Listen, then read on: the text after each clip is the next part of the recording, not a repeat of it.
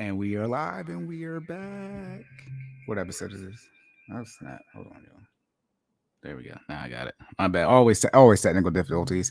What's up, y'all? We're back. This is Wealth Wednesday, the second installation of Wealth Wednesdays. Again, on Wealth Wednesdays, straight to the point, straight financial information. I did want to say before I get started, make sure you like, share, and subscribe. I actually did have some cleanup stuff as I always do. So let me actually pull that up for you guys. But for this episode, if you don't know, what are we going to discuss? You can see by the title, we are going to talk about the emergency fund. Now, before we get into the emergency fund, I did want to say make sure you like, share, and subscribe on YouTube, Corden in Full Effect. Make sure you follow Jordan at Stop Stalling J. That's StopStallingJay. That's Twitter, Instagram, and TikTok. And his business page is FinallyFit on Instagram and Facebook. Business website is finallyfit.live. And then myself, you can follow me at sideline_Cory. That's Twitter, Instagram, and TikTok. All of our information will be in the show notes on YouTube. Okay. And now for what did I name this thing? My bad, y'all. Always errors and cleanup. Let me see. Yeah, there. I'm not going to do that just yet. There were some rumor reports on what the HSA update was going to be. Looks like it's going to be 3650 to 7300, but I'm going to go over that when the IRS officially drops those in October. Oh, what did I want to say? Make sure I shout out the YouTube subscribers and our podcast reviewers. Yes, I'm gonna get that together and make sure I shout everybody out. All of our supporters who have been liking, sharing, and subscribing for us. Okay. But as I said, we're gonna get straight to the point. On the Wealth Wednesday episodes, I did want to say this is going to be released tomorrow, as in August 24th. That's when the student loan information is supposed to drop. I was hoping it would drop today so I could do this episode on that. However, if the information does drop on the student loans, I am going to just drop an episode whenever it does drop, if it drops in the next day or so. So you guys don't have to wait a week for that. So stay tuned. Like I said, first things first, after you guys make sure you hit that like button, is we're going to talk about the emergency fund. Okay, so first things first, what is an emergency fund? An emergency fund is it's not a savings. So sometimes people use the term savings as a place that you save money and it doesn't have a particular usage. So you can just have a general savings account, when you open up your bank account, but it's not like it's for emergencies or it's for car maintenance or for vacation. It's just general savings account. An emergency fund is something that you're going to use for emergencies. Okay. Now, the great thing about an emergency fund is that if you operate how I recommend over here, where you eliminate all of your consumer debt. So the only debt that you have is your mortgage. If you have a house, and then you also have your emergency fund, you're going to have a lot of buffer or cash flow in your budget as far as what you can pay for out of your regular income from your 9 to 5 or however you make your money without having to tap into your emergency fund. So the previous episode, for those of you who watched it, I did the budget in that episode. I am going to pull up the budget again just to go over the expenses on what you should consider to put in your emergency fund and what you shouldn't, and how to define, when exactly to use it. But on the previous episode for the budget, I went over how you itemize things and you write things out and how you can use a budget to your advantage. Remember, your budget isn't restrictive, your income is restrictive. But when you look at your budget, you have two things. You have your income, or you have your bills, which you can just view as your necessities and your debt payments. And then you have your entire budget, or all of your expenses, which is going to be your necessities, your debt payments, and you're going to add in things like your investing and your lifestyle. Okay, so I'm gonna share the screen now. If I can remember to do this again. See, there's a share on here, y'all, for StreamYard, but then there's an invite, and it's like sometimes I want to hit the share button to share the link with people, but that's not what that means. Regardless, though, okay, let me see if it's sharing. Yep, boom. All right, there we go. Oh, forgot to zoom in for y'all. I forgot what I had on last time. I think 175. Okay, so you can see the section right here for those watching on YouTube. You can see the video. We have your bill section. So this is going to be your necessities and your debt payments only here. So again, we went over the financial house, the four walls, plus the roof and the basement. So groceries, utilities, housing, transportation, clothing, and any insurance you're paying out of your net income or what you get deposited into your bank account. And then what we're talking about now is your savings rate for your emergency fund and any debt payments you have. But you can see for this example, we have $2,830. For this example, we had, I think it was a couple, they're making $5,000 just to show you guys the math. For this example, this person's necessities, right? The bare minimum they need a month is $2,830. Okay. So when it comes to an emergency fund, the general recommendation is that you have anywhere from 3 to 6 months. There are some people on the conservative side who say you should even have 6 to 12 months saved. I don't recommend you have 6 to 12 months saved, or should I say more than 6 months. If you want to save 7 to 12 months, and I'll get in this in a little while, that's when we're going to talk about, where should you put your emergency fund as far as how liquid it should be. But for this example, we're going to talk about having 3 to 6 months of emergency fund saved. So you come here and you just take whatever your necessities are, right? In this case, it's $2,830 multiplied by 3, right? It's $8,500. Then we multiply by 6. It's going to be a little under $17,000. Okay. Then, oh, you guys can't see the calculator. That's why I was doing that last time. My bad, y'all. I knew there was a reason I shared the whole screen and not just the tab, so you guys can actually see the calculator when I put it up there. Boom. Now you guys can see the calculator. So real quick to show you the math, that 2,800 times 3 is a little under 850. And then that 2,830 times 6 is a little under $17,000. Okay. That's just if you have your necessities. If we scroll down here, right, and we do this person's or this couple's entire budget, they had about another $1,000 they were spending between once they added their lifestyle in. So multiply that times 3 is a little under 11,500. Then we multiply that times 6, it's a little under 2,300 or 23,000, excuse me.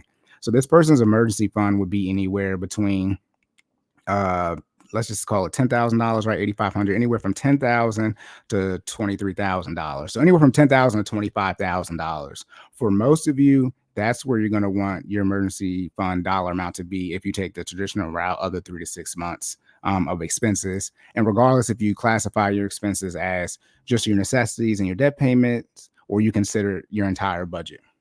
Okay. Now, the next question is, share my screen. The next question is not only when to use your emergency fund, but how much should you have?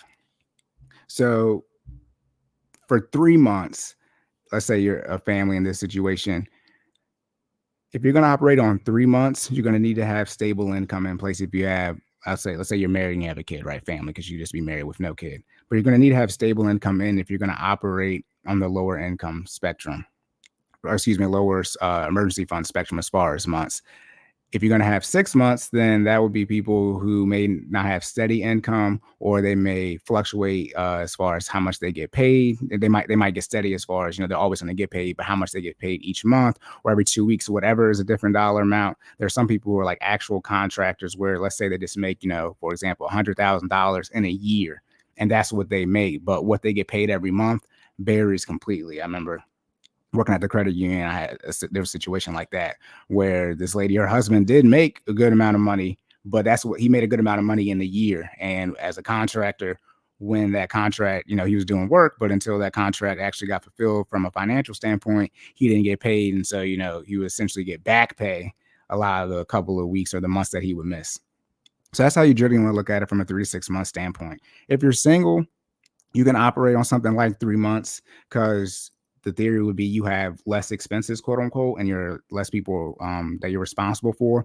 But 3 months for everyone is 3 months. So again, 3 months would be if you're on the side of things where you have a steady income and your expenses are low. But definitely if you have a family and or you have unstable income, you want to be on the 6 month side of things. Okay. Now, when to use your emergency fund. Most of the time, I know I've already said this before, I wish I had a soundboard. Rarely you're actually going to need to use your emergency fund.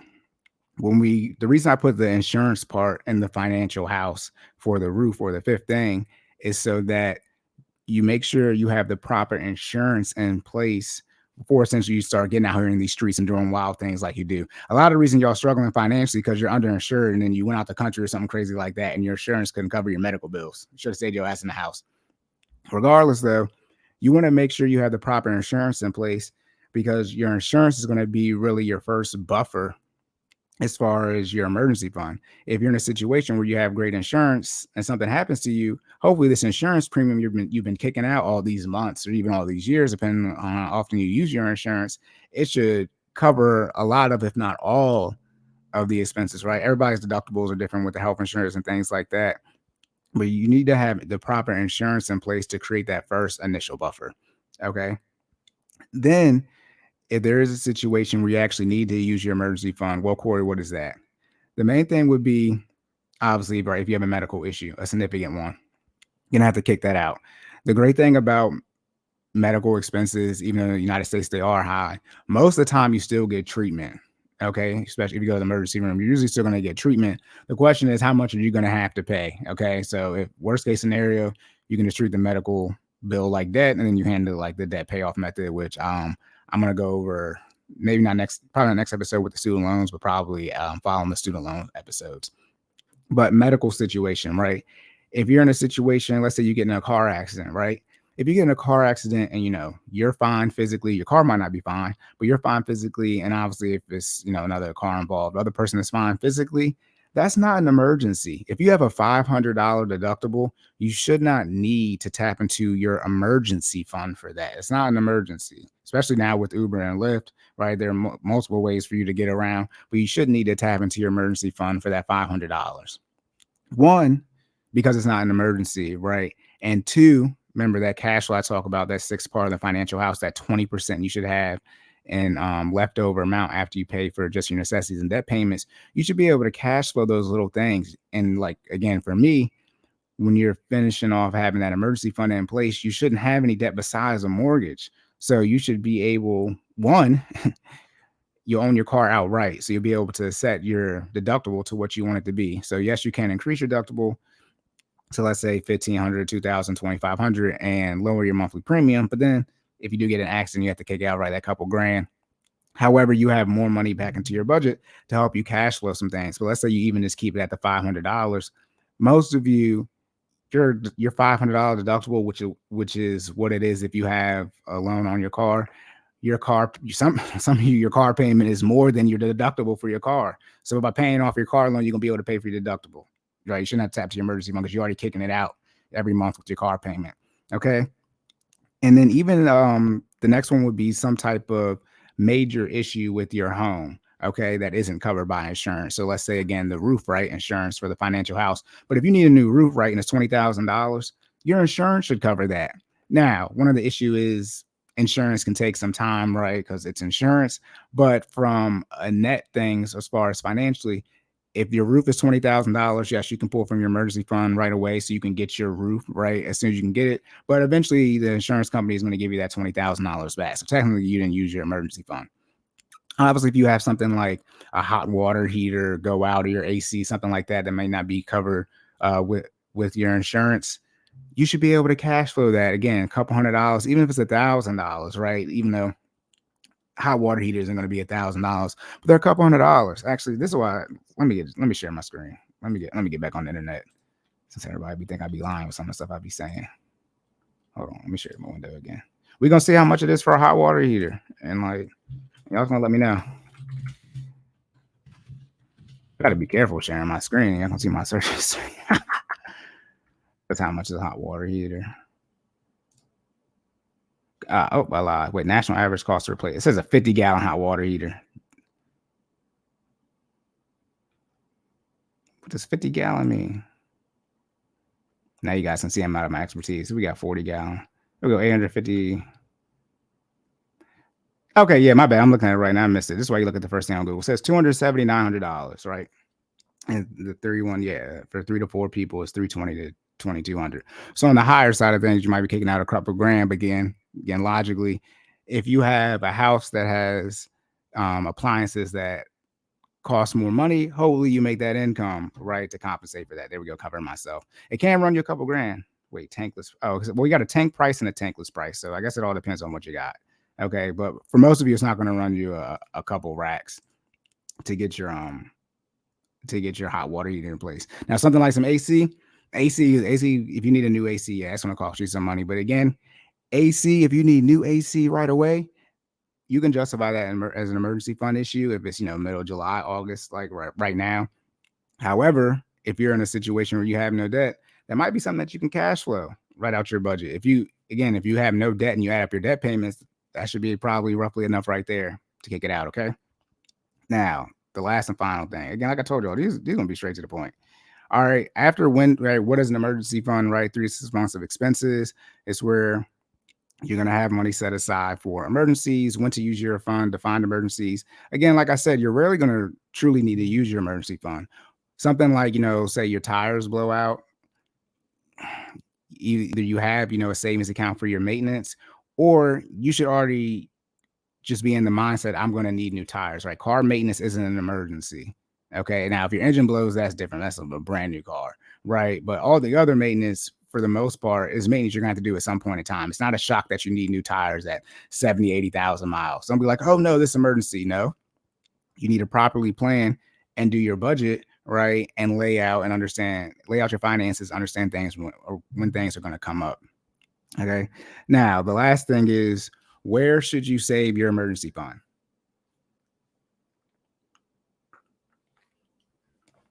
Yeah, for those of you listening, if you just hear me vanish, I had to drink some water. Okay.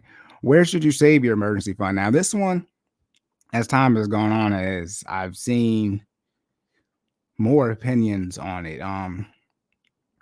The normal train of thought, and I guess you can call it conservative once I say the second train of thought, but the normal train of thought is to put it in a high yield savings account, or if you see HYSA, that stands for high yield savings account. That's the acronym for it. High yield savings account, usually offered, or a money market account. The higher ones that you'll see are, I wouldn't say usually, but they'll be offered by banks that aren't, or financial institutions that don't have any brick and mortar. So something like Ally Bank, no sponsorship, but something like Ally Bank where they don't have any physical locations. So all of the costs for physical locations, right? They don't have to spend that money. So in short, that money they're quote unquote saving, they turn around and use that to provide higher interest rates than financial institutions that have brick and mortars. Okay. Right now, I think I have Ally. I think my interest rate is, they've been changing a lot the last couple of months or so. I think it's about 1.4. I don't think it's back at 1.5 yet.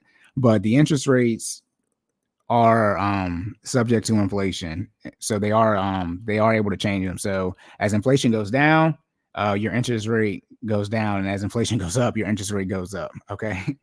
So when inflation was real down, it was about 1.5, I think, at the start of, and midway through 2020 when I opened my account. And then as the months went on, it kept going down and down and down as inflation continued to go up and up and up. As inflation continued to go down. And then once inflation started going up, and this year, they started raising interest rates. They might have did it multiple times in a month. Okay. But just be wary that the interest rate that you see is subject to change unless, they're advertising that it's not going to change. They're going to lock you into some 2% rate or something like that for a year, some, period of time.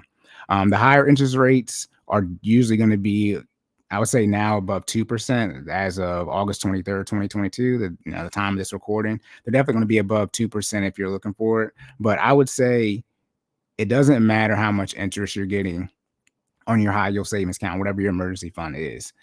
What you want to do is make sure it's as liquid as you need it to be.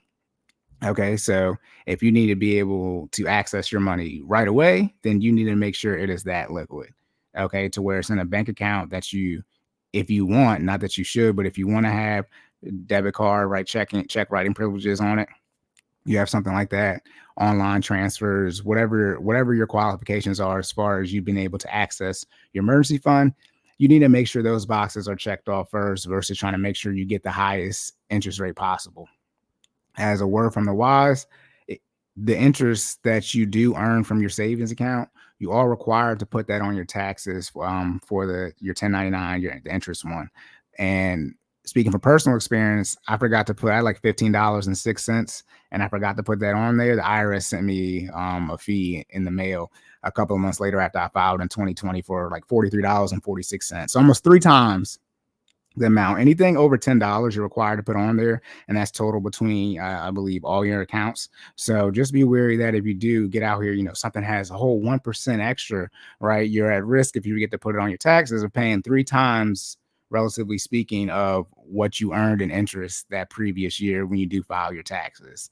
So, and like I said, they didn't, I paid 43 and 46 cents. Like I was charged a fee and interest, like a loan. And I paid it back as soon as they let me know. I'm like, damn, how do I gotta pay interest on something you just told me about it that I owed? So, and the crazy thing is the money was still in the account. I mean, it was just money that was just, naturally accruing on my savings account. Like I didn't use it. I'm like, damn, I gotta pay money on this. So just be wary of that, okay? Because right now, when at one point, if it's at 1%, for every, $10 is 1% of 10,000. So if you have $10,000 in your emergency fund, that's gonna be you getting $120 a year. If you get to put $120 a year on your taxes, that's going to be anywhere around $350 to $400, roughly speaking, that they might send you a bill for in the mail. Okay, so you should save in a high yield savings account. That's the initial train of thought or the first recommendation. Now let's talk about beating interest and things like that, right? Or trying to get the highest interest rate from these banks. There is another train of thought where you have, $1,000, $2,000, whatever you need to pay for your necessities. So essentially, you have no more than 1 month's saved for your bills or your expenses. So you have a 1 month emergency fund. Anything else over that, so 2+ months, right, for your emergency fund total, you would look to invest. I'm not an investment professional. This is for entertainment purposes only. I forgot to do the disclaimer. Don't come over here and do no wild stuff. Try to sue us or sue Jordan. You're not even here. This is entertainment purposes only. Please do your own research. Okay. But however, as I detract, if you want to quote unquote right beat inflation or get the most interest, you would obviously not choose a savings account or high yield savings account. You would use something like the stock market to your advantage. So there are some people who say, hey, keep 1,000, 2,000, $3,000, whatever it is, a couple racks like tops in your savings account, checking account, whatever, to pay your bills, and anything over that you should be investing, because you want to have all your money working for you, right? Your dollars are your workers, and you want to have all your money working for you at all times. I personally think that is a conversation. One, if you're going to do that, you either need to be extremely well versed in finances, or B, working with someone so that they can guide you through that process as far as if that actually makes sense for your financial situation. The 3 to 6 months for the high yield savings, that's something good for everybody. Your emergency fund is just for that. It's not to beat inflation and things like that. It's just cash you're parking there that's extremely liquid, and when you need to tap into it for emergencies, it's right there for you. You're good. Obviously, if you put something in the stock market and say you put it in around September, October last year, even the beginning of this year, as far as 2022, you would have lost a whole bunch of money if you had it in something like a broad ETF like VU, that's S&P 500 ETF for Vanguard, or VTI, which is total stock market ETF for Vanguard. If you had one of those, you'd be down for this year, right? Depending on if you would, relatively speaking, if you would have put it in within the last year, okay? Obviously, if you had in your savings account, you'd be up, right? But obviously, as time goes on, right, the stock market will recover, right? VTI and VU. So then you will be having your money back. One of the issues another issue with putting in the stock market is not only that you have to deal with your, losing your money, not just from inflation, but the market going down, is you are going to have to create a taxable event to tap. Excuse me, y'all, to tap into that money, right? You're going to have short-term or long-term capital gains. Real quick, short-term capital gains is any gains you take that are less than 365 days or less, and long-term capital gains is 366 days or more, any gains that you take, okay? Real short. I'll do a whole episode on long-term and short-term capital gains and things like that. But in short, that's what short-term and long-term capital gains is. You are going to have to create a taxable event to get the money out the stock market. That's how that's going to work. Okay, so you do have to be wary of that. Worry about creating a taxable event. And then you also are going to have to be worried about, is it liquid enough for you, is what I first mentioned. And for me, the main thing you should be looking for. There are going to be probably, instead of, essentially 0 days, if it's right, in your bank account where, you're getting your direct deposit, right? If it's in the stock market, you're going to have to probably wait 1 to 2 business days to get that money. You can make use of wires, right, which essentially transfer you the money the next day. Wires do come with a fee, usually probably $20. It all depends on who you're transferring, doing the wire with. You do have to pay a fee for that, but it does obviously expedite how fast you're getting your money. So those are the two things you have to worry about if you look at investing your money. Excuse me, look at investing your emergency fund. Look at investing your money. Look at investing your emergency fund. In the stock market, you would obviously put it in something very broad and conservative, right? Okay, you want something that is definitely going to make you money. That's why we talk about the S&P 500 type of index things or total stock market things. I would not, if you are going to put it, do not put it in a single stock. Okay, that's ultra risk right there. It's borderline gambling for something like your emergency fund. But if you want to put it in something like VU, right, an S&P 500 index, I have no issue with that. But like I said, you need to be either well versed in finances, so you might not be listening to this right now, or you're working with someone so that they can walk through the process with you and make sure all your P's and Q's are on point so that you can deal with, oh snap, here go my alarm. That's crazy. Let's mess up. There we go. I fixed it back, yo. I forgot the audio's on my computer, so this is the video that messed up. Regardless, though, you want to make sure that, hey, if you have your money invested, okay, in the stock market as far as your emergency fund, are you in that position where you have a lot of cash flow on a monthly basis? If you have a lot of cash flow on a monthly basis, let's say you make $10,000 for this example, and let's just say you got, even with your expenses and investing things like that, your post-tax investing, you're only spending, let's say, $4,000. You live crazy frugal, right? You house hack, something like that. So you got 60%, but not 60%. You got $6,000, right? You got more money left over than what you spend a month. Okay, you might be okay investing in your emergency fund.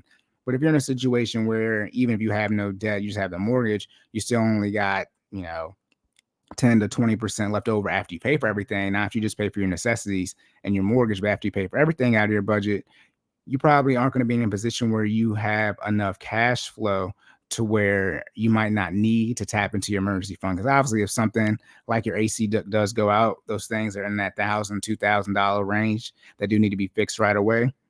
You're probably going to have to tap into a little bit of emergency fund, right, to pay for that, to compensate for what you don't have in your cash flow. But if you're in a situation, like I said, with a $10,000 income, you got $6K left over, then yeah, you can pay for $1,000, $2,000 of your leftover. That's no issue.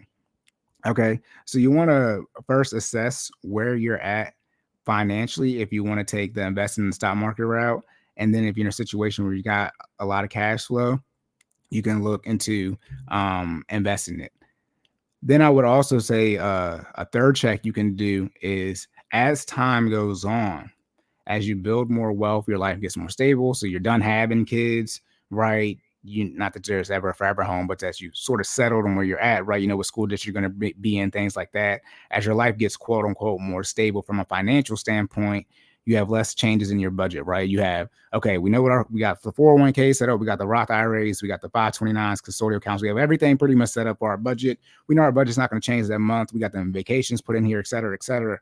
You're truly at a point where literally your expenses are not fixed from a dollar amount standpoint, but fixed as far as how many line items or how many things you can itemize. So you can sort of plan out, hey, how much are we going to be spending roughly a year as far as our yearly budget? Okay, then you're in a situation where every dollar that you make extra, you can look at investing it. So obviously you want to invest more, but then you can start looking at investing your money. And you can even do a hybrid situation where let's say you got 6 months, right? And let's say it's $20,000. You can invest 10 and then, and then keep the other 10 in your high yield savings. At the end of the day, it's your money. It's not that big of a deal as far as if you invest your emergency fund or if you keep it in a high yield savings account, money market, or just a regular savings account. It's not that big of a deal how much interest you get on it. The main thing is that it's as liquid as that you need it to be, and that you understand and define what an emergency truly is. One of the main reasons people always get back into debt, a lot of people can pay off their debt as far as percentage wise. More people can pay off their debt. The issue is a small set of people can pay off their debt and stay out of it. And that main issue is that they struggle to build their emergency fund, or when they do build it, they struggle to keep their emergency fund intact. So they have to still recognize they need to reduce the lifestyle, right, that they're living, because the lifestyle you're living, even though you might be able to quote unquote afford it out of your monthly budget, it's just more naturally of a high risk budget. One of the reasons I say you need to wake up, go to work, and stay home is that the more you go out, the more you travel, the more wear and tear you put on your car. So the more frequent that maintenance needs to be done, and the more you're going to spend going out. All these things add up as far as how much money you're kicking out and when you're kicking it out. And when you're first starting your financial journey or your wealth building journey, you need to conserve as much as your resources or your finances as possible. Okay. And in short, the way that manifests itself is just by doing less as far as the lifestyle. Okay. So that's it for the emergency fund. Again, what is an emergency fund? It's something that you use for emergencies. What is an emergency? When to use it. Emergency is really something when your insurance doesn't cover it, or you have to compensate for it. Your insurance doesn't cover it at all, or your insurance, covers half of it, 60%, whatever it is. So you got to compensate for the rest. If you need a new kitchen, that is not an emergency. If your car works fine, you need a new car, that's not an emergency. Okay. Health issues is going to be the main thing that you're going to be tapping to your emergency fund, or any type of utility issues with your house, right? Is the roof's not a utility, but let's just call it, you need a roof. Let's just call it a utility for sake of this conversation, right? But if you have an electrical issue, a plumbing issue, right, that needs to be fixed right away, okay, obviously that constitutes as an emergency, especially if you have children, right? But other than that, for the most part, right, your kid want a new outfit for Halloween that you can't afford. It's not an emergency. Okay. A lot of the issue is y'all tap into the emergency fund for things that are an emergency. And then when an emergency happens, your emergency fund isn't where it needs to be. Because always remember, and this will be the last thing I say, whenever you use your emergency fund, let's say you got $10,000 in there and you spend $1,000, right, to get the hot water fixed, right? You got a very costly hot water heater. You have to put that $1,000 right back into your emergency fund, as if you were aggressively paying off debt. You got to put the money right back, okay? Because that $10,000 is to cover, right, whatever the emergency fund total is. It is to cover that large of an emergency fund expense. So if it is a $10,000 one, you got $10,000 saved for your emergency fund. I did forget to mention that. I'm thinking about it. If you lose your job, right, it covers 3 to 6 months of expenses. But I mentioned this on the minimum wage episode. Your emergency fund, if you is 3 to 6 months of your expenses if you have no income. Okay, you shouldn't have any you should not have any income. If I that double negative myself, you should always be bringing in some income, especially live in Maryland. Minimum wage is $12.50. I'm gonna just insert the minimum wage episode here. I'm not gonna go over it. That's why I didn't mention it here at all. But if you do happen to lose your job, you should, even though you have a reduction in income, your burn rate isn't going to be 3 to 6 months. So if your burn rate is $3,000 and you got 6 months, right, say that's $18,000. And let's say, you go from making, let's say you make $3,000 and then your income gets cut in half, you're making $1,800. Your burn rate isn't still going to be the $3,000, or it's going to be, $1,500. It's going to be just $1,500 because you have $1,500 in income, so you only need to take $1,500 a month from your emergency fund. You don't need to take the full $3,000. You still have some income coming in. So if you're in a situation where you have no income at all and you have no debt besides a mortgage, and you have 6 months of emergency fund in place, the chances that all three of those things are occurring for 6 straight months, where you have no job for 6 months, but yet you've managed to invest all this money and build all this savings, that's highly unlikely, if unlikely at all. Okay, as long as nothing happens to you from a medical standpoint. Obviously, something medical happens, and that's a whole different scenario, right? But as long as you're healthy, go get another job, bro, sis. Like, goddamn. Okay. All right, I was gonna say locked and loaded. I wish I had it locked and loaded. All right, y'all. That's it for Wealth Wednesday, second edition. I don't know. I'm gonna call these editions or installments. I'm not sure exactly what I want to call them. But please remember to like, share, and subscribe on YouTube again. Recorded in full effect on all the podcast platforms: Apple Podcasts, Google Podcasts, Spotify. For my information, I'm Sila_Cory, and Jordan is Stop Stalling J, and his business page is FinallyFit. Please check out the show notes for all of information on pricing and things of that nature. Again, if you have anything that you want me to discuss, please reach out to me, leave a comment on any of the platforms, let me know, or DM me and let me know any topics you want me to talk about. Like I said, I am making a list of things to go over. And I did sort of good today, y'all. This is definitely gonna be under, the last one was long, obviously longer than this one, but this one, right around 30 minutes, intro, outro type thing. So I'm like, I'm getting better. But yeah, like I said, the student loan episode will probably be tomorrow, because my guess is they are gonna drop it. Y'all, I just want to talk about it because I'm so excited. They talking about the 125K, they said per borrower. They didn't really say it's going to be 250K if you marry. Y'all, if they just do 125K, like that's just the cutoff off of what you filed last year on your taxes or this year, however you want to look at it.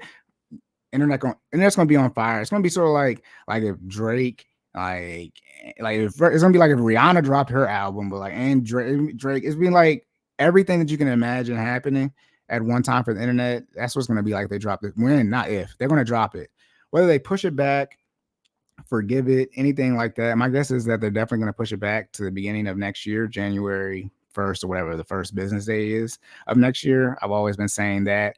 The forgiveness, I think, was what's been up in the air. But the way these articles and headlines are coming out, it looks like y'all going to get some type of forgiveness.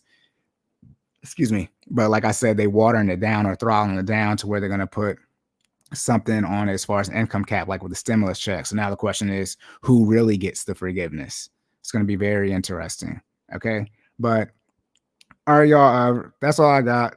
Stay tuned for the student loan episode. I actually plan on going live for it when it drops, so y'all can see my reaction as soon as the article drops. I plan on going live on YouTube and just going over whatever the information is on forbearance, pause, forgiveness, cancellation, or restart. If they do a restart, I'm gonna laugh so hard. Highly unlikely for a restart, but stay tuned for that, y'all. All right. So remember to save more and say less and keep making better your best. And I will catch y'all in the next one.